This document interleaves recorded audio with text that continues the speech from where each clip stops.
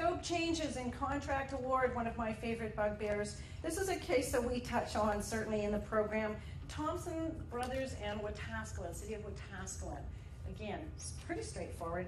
City called for tenders for a park excavation project. So they had a big project, had an excavation project over here. They went out for tenders, they got some bids in, Thompson Brothers was the lowest bidder. Before they awarded the contract though, the city had a meeting and they had this big brainstorm and they said, well, we want them to excavate over here, but we've got a hauling piece over here in the park. So once they're on site, it makes sense to combine these two. So why don't we run a separate tender for the hauling piece and then award it to the cumulative lowest bidder on both those processes, right? Brainwave.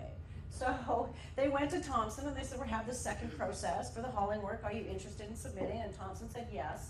The one thing they didn't tell Thompson is that it was the lowest cumulative bidder. They just said there's a second process. Okay, you smell this one coming, right?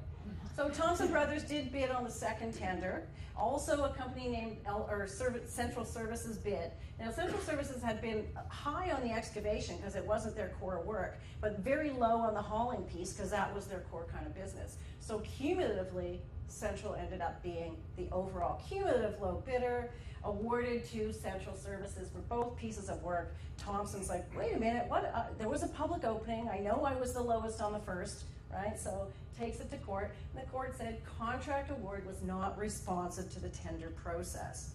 So again, very basic procurement mistake. When's the time to have brainwaves? Back in the planning.